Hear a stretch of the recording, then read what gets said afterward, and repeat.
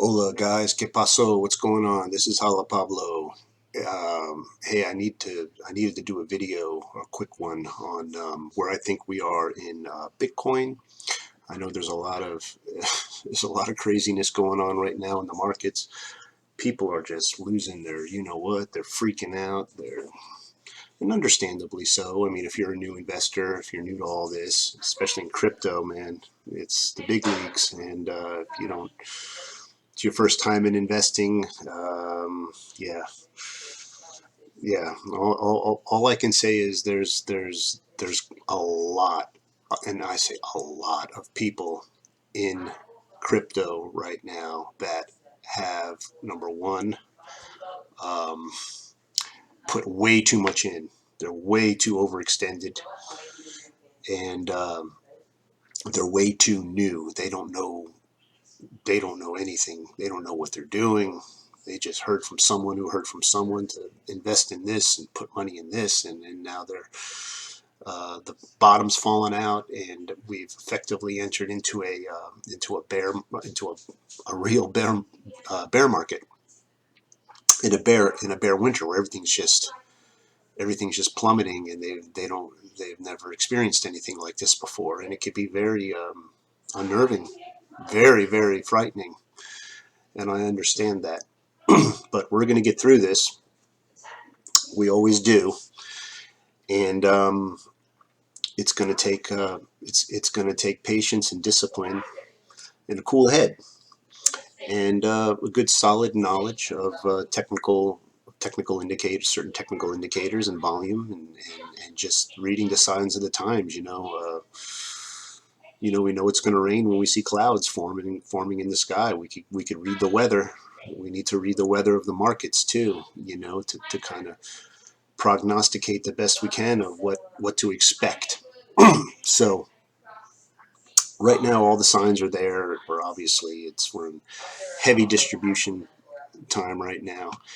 Lots of supply abounds, but we have resources like Fibonacci retracement, so we could use to kind of get an idea of how far we can go down. Of course, nothing's 100% accurate, but certain things are more often than not very, very accurate. And in my experience, the Fibonacci numbers are one of them. And so, and just to give you an example of how accurate Fibonacci can be, well, this is Bitcoin. All we're going to be looking at for these next few videos is just going to be Bitcoin.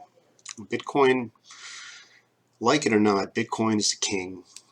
And wherever Bitcoin goes, Bitcoin basically dictates what the rest of the market is going to, the crypto, the alts and all that, or what we can expect from them. That's just the way it is, guys. So here's Bitcoin, and we could see the various, and I'm tuned out to the 3 hour time frame on these maps, and then we could see clearly for example, the reaccumulation ranges. Here's a distribution range. Here's an obvious accumulation range. Here's a reaccumulation range. Here's a top, right? Another distribution range. Here's a redistribution range. Here's a redistribution range.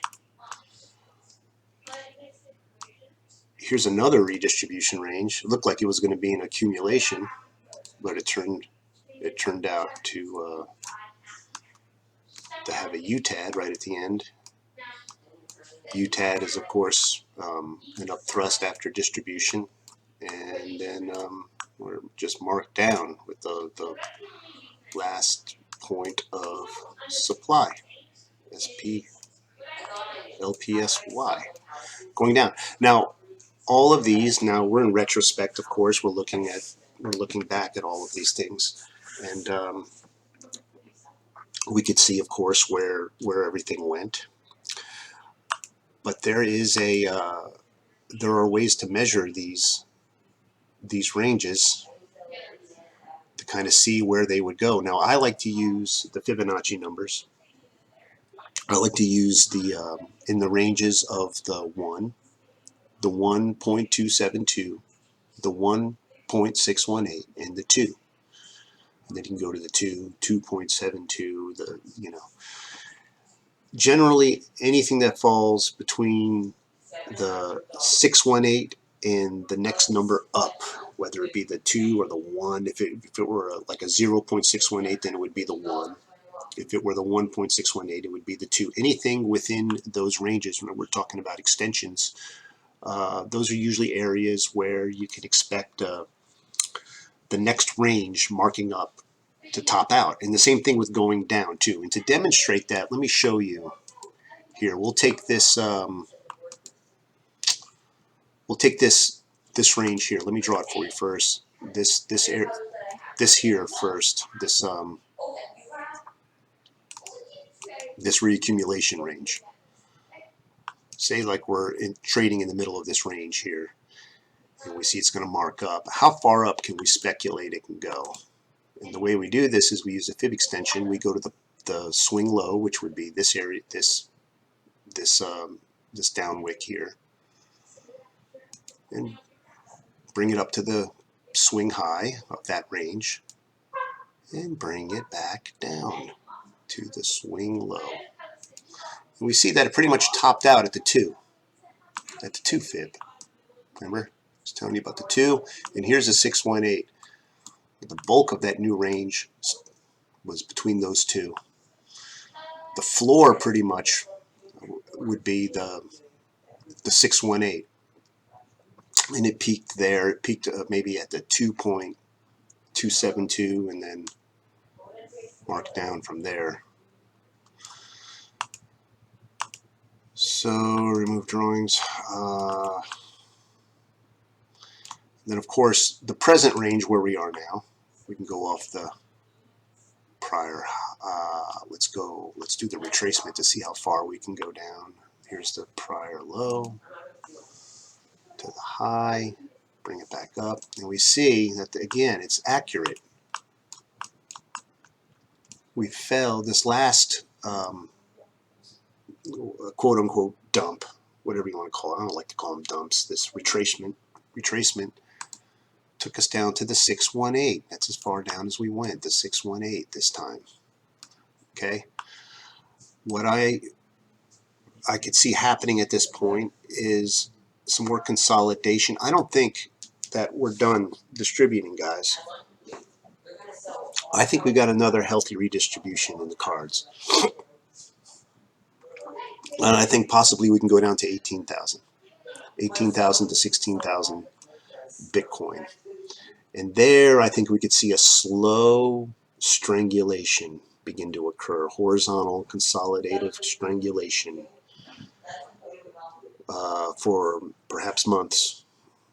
And it may start to mark up a little bit, and we may go back to even the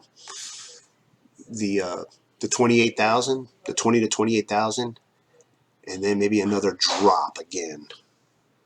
They'll close out this liquidity void here after closing in this liquidity void, and then we'll see the real reversal. That could take almost a year to happen, guys. It could take 6 months or whatever. We have good support at this 18,000 range. If it's gonna, here, let me increase the time frame on this to the daily.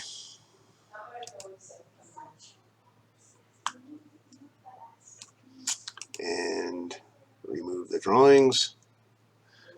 18,000 would bring us to this reaccumulation range here. If it were to come down here, this would be a good area, I think, where I could see us really stabilizing and finding a bottom between the $16,000 and $18,000 Bitcoin range. That would also bring us back to the prior high that we had back in 2017. Remember the high back in 2017? That would bring that back to that resistance area, and I think we'll bounce off there. I don't see us going lower. We could, of course, but if we do, it'll just be a terminal shakeout and then bounce right, wick back up, or wick down and then bounce back up. But I do see us redistributing from here. I don't really see this as a major support.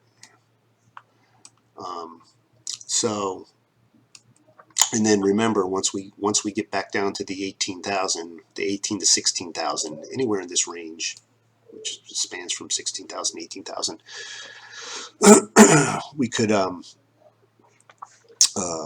could see some long-term consolidation. Anyway, don't be surprised if that's what happens. But if we start to see demand coming, like serious demand coming, registering in the vertical bar volume, like every time it hits the support line at 18,000, we see a big demand spike like this one come in, then that's usually a good indicator that we've reached a pretty solid support. And that would be the area that I would actually consider start accumulating, having accumulation campaigns of my own in Bitcoin and some of the other alts at that point. But right now, I wouldn't buy. Right now, we're still in we're in no man's land right now, and there's a lot of people freaking out, and there's a lot of people that are going to get killed. A lot of people are hurting, and they're going to get flushed out of crypto, as they should. They have no business being in it if they can't stomach this. So those, only the strong survive in this. It's survival of the fittest at this point. Be one of the survivors. Be one who lives to tell the tale. I've been through 4 of these winners already, so I kind of know what it takes. And when it's time to hibernate, you just go down and you hibernate. You don't move. You don't do anything. You get killed. You get shot if you come out of the foxhole. You're gonna get shot. I'm telling you right now. If you try to short or if you try to go long, you're gonna get slaughtered. It's just a matter. It's just not worth it. So if you've got money invested that you can afford to sit on, which is the only kind of money you should have invested, then sit on it. By all means, sleep on it. Sleep on it. This could be this could take a while. This could take a while. Whatever you do, just don't panic and don't come out of your cave, of your den, or wherever that is. And so anyway, I wish everyone the best, and I'll try to upload more as I see as when I get around to it. Please excuse this video. I'm really under the weather. I've had my whole family, my wife and I and our 2 kids, all had COVID at the same time. We all got it together, and usually there's one person who can take care of everyone else. And my wife's an RN, and but she's just as sick as everyone. Well, we're all getting over it now. We're at the tail end, but we're still. Man, we all got clobbered, the 2 kids, both with fevers and temperatures of 102 to 103, and then we're trying to take care of them, and we have our own fevers, and man, it sucked. It sucked. And to wake up and hear the stuff about Celsius and what Celsius is going through, so it's like, God, boy, this is a rough one, but we'll get through it. I'm optimistic. I hope for the best, and let's all get through this together, okay, guys? All right, let me let you go. This went on a little too long, and I need to get back to what I was doing. So I'll talk to you guys later. Please if you like this stuff, and I don't care if you subscribe or not, but if you like it, just go ahead and just let me know that you're listening, that this helps you, and I'll keep making more. All right, guys, stay good, stay healthy. Talk to you soon. Take care of yourselves. Adios.